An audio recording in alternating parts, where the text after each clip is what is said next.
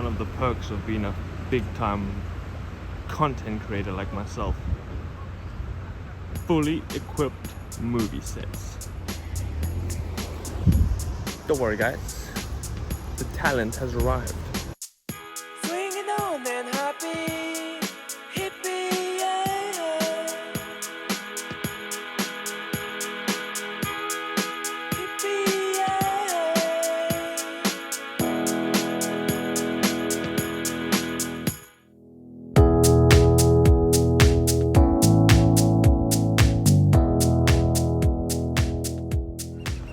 A little bit of behind the scenes here.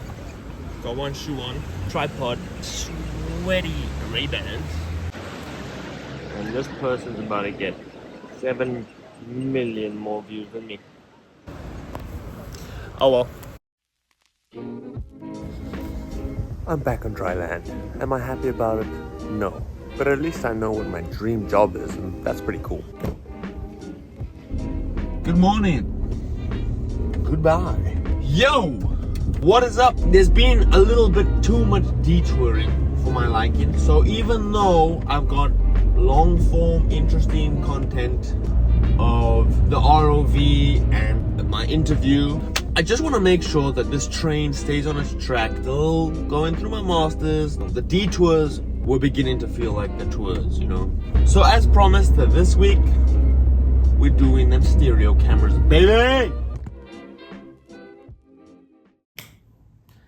Unless you're a pirate, odds are you use a stereo camera every single day. Right here on your face.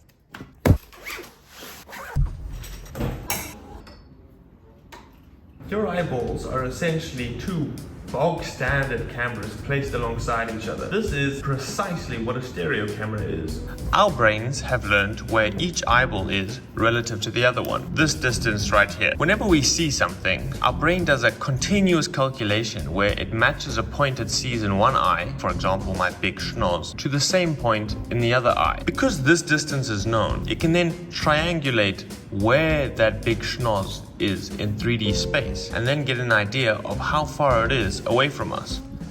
This is what I like about stereo cameras. They're humble, they're simple. A LiDAR is like, let's take a super precisely controlled electromechanical mirror and shine a laser on it and just map the speed of light until we can get the 3D distance away from the object. Stereo cameras is like, I see how you got to that answer. They're also way worse. I'm kidding, otherwise I wouldn't be using one. They do have their uses, but well, you'll see. Here's a basic outline of how stereo cameras do what our brain does. Step 1. Snap 2 images using 2 cameras of the same scene. Step 2. Find a feature, my schnoz, in the left image, and then locate the same feature, in the right image. Also, take note of how many pixels the feature in the right image is shifted over by. A good way of thinking about this is by holding your finger in front of your eyes and change which eye you look through. It'll look like the finger jumps around quite a lot, whereas objects in the back of the room will stay pretty much still. Step 3. Repeat step 2 for every pixel in the image. Step 4. Generate a disparity map. This is basically like a picture where instead of representing color, each pixel represents the distance its corresponding partner pixel is shifted across in the other image. Conventionally, dark colors represent pixels that were found close together and thus represent objects in the background, and light pixels represent objects that were found far apart, thus relating to objects in the foreground. This disparate information is then fed into this equation, where f is the focal length of the camera, b is the baseline, in other words, the distance between the two cameras, and z is the disparity. Chuck it in there, distance. And because I don't think I made it very clear here, distance for every single pixel, which makes 3D map of the scene, of the picture. You may be thinking that there were some sweeping statements made in that explanation over there. Like, how do you just find matching pixel pairs in either image? And how do we know the exact orientation of one camera with respect to the other? Can we assume that they point perfectly parallel? No! If you actually had these questions, I'm very impressed. back to my schnoz. So if you wanted to find what pixel in the right image corresponds to this exact point of my schnoz in the left image, you could just go through the entire image, one pixel at a time, and choose which one's best. But that would take forever. Here's a little diagram I've been working on for my report. This is the image plane, essentially the picture that you see after the camera takes a photo. This is the camera center or the optical center. It's some camera jargon. We're not going to go too much into it. But basically this point on this little checkerboard could be here, could be here, could be here, could be... We don't know. We only got one camera. We can't tell any depth information.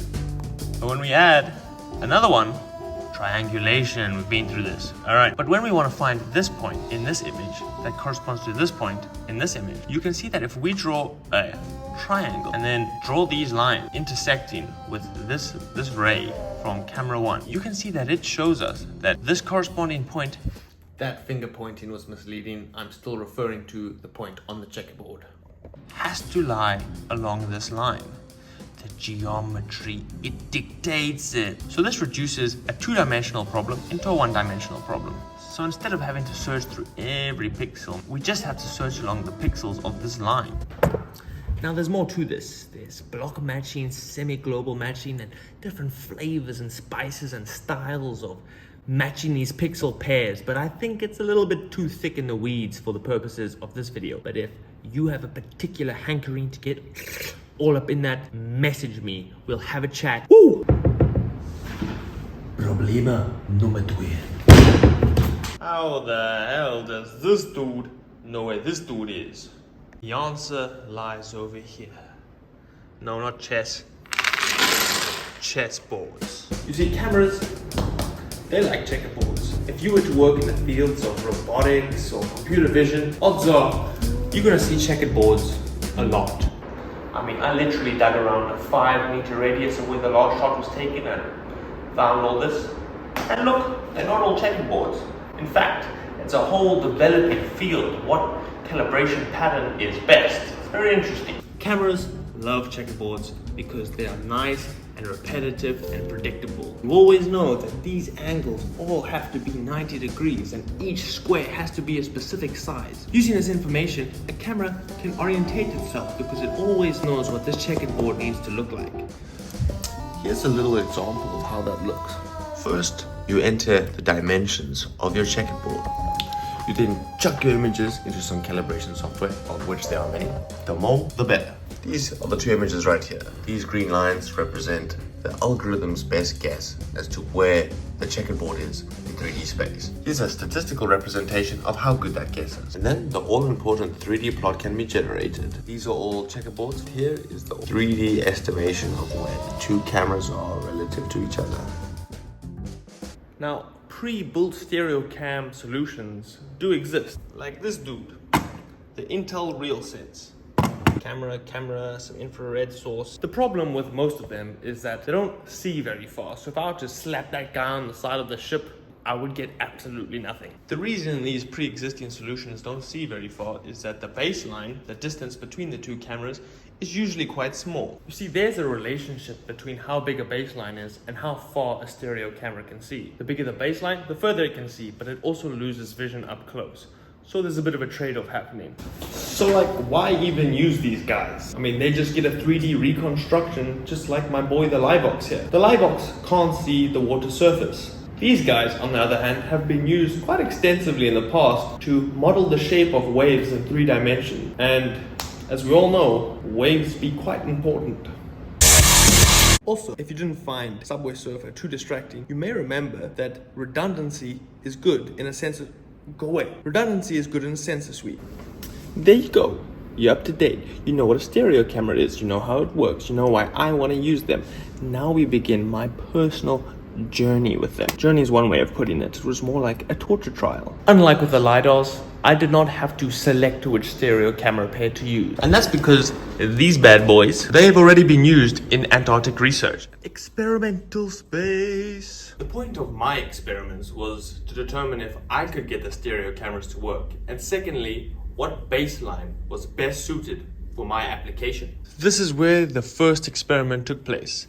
I put the stereo cameras here. I powered it with... What the...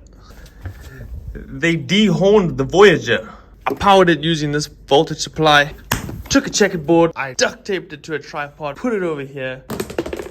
Oops. And let me tell you, this was rudimentary as hell. I triggered the cameras individually using the GUI of the inbuilt drivers, one by one.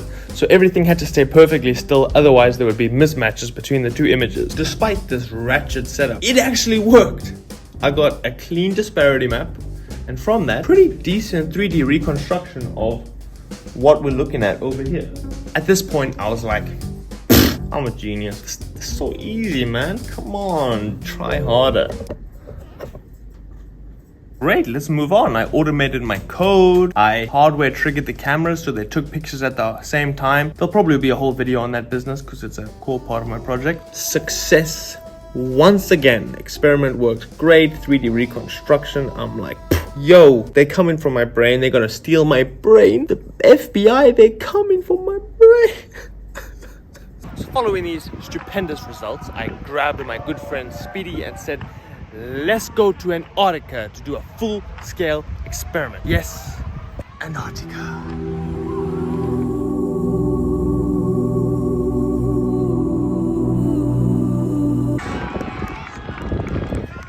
I think UCT just conceded a try. So I set up the cameras up here on this wall, got the battery pack, classic setup similar to the LiDAR. So first we've got to calibrate the camera, so I had Speedy take some of the strangest political photography taken on the jammy steps, and then I sent Speedy on his way, placing the box at different distances. And we repeated this 3 times with the cameras close together, a medium distance apart and a large distance apart. We packed up shop and then we headed back to the lab, chuffed with a good day's work. And what we got was complete garbage. Here's the pictures stitched together. Blue is one, red is the other, like a 3D image. There's young Speedy. And that generated this poo. Absolutely useless disparity map, which understandably generated this absolutely incomprehensible 3D map. Nothing was working. I originally thought that the vertical offset between the 2 cameras was going to be a problem. As you can see, one's higher than the other. Theoretically it shouldn't, but I'm a noob at this. So I hit up the CAD and changed my original mount for the stereo camera from this to this.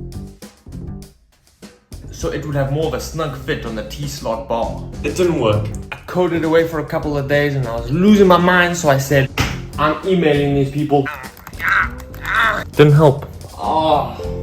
I'm an absolute moron. In my code, I had swapped the left and the right images. I then fixed that, and that kind of worked. I mean, I got a better disparity map, and I couldn't quite understand why my nice disparity map wasn't resulting in a nice, clean point cloud. So then spent, I'm talking months, just coding, refining, 3D printing, just trying to get to the bottom of what was happening. I just could not get my data to come out nicely. But then with each iteration, I got better and better, and my point clouds in short range distances were getting neater and neater and neater. Eventually this is going to get good enough that I can go back to the field and take long range data. During this whole process, I had optimized my code and made functions and made it modular, object-oriented programming, all that good stuff. One of the parameters that I added in my functions was a region of interest. You see, if I was looking at just a small room, I didn't want points far away and stuff. I just wanted to look at maybe a 10 by 10 by 10 meter block. On one fateful night, I was messing with my code and I was like, this is looking legit. I thought, you know what, let me just re-look at that old data I took with the rugby field. But you see, I had been in a small room. My region of interest was 10 by 10 by 10 meters. I had left this parameter at 10 by 10 by 10 meters. And so when I put in my big rugby field data, it was only showing 10 by 10 meters. I made a cruel realization that night, which I recorded and sent to my friend Speedy. And I think it's best encapsulated in that clip.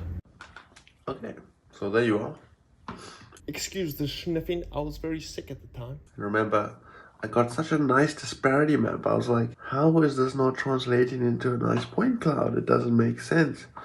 And that was because I got this pile of garbage. If you zoom in to this point over there,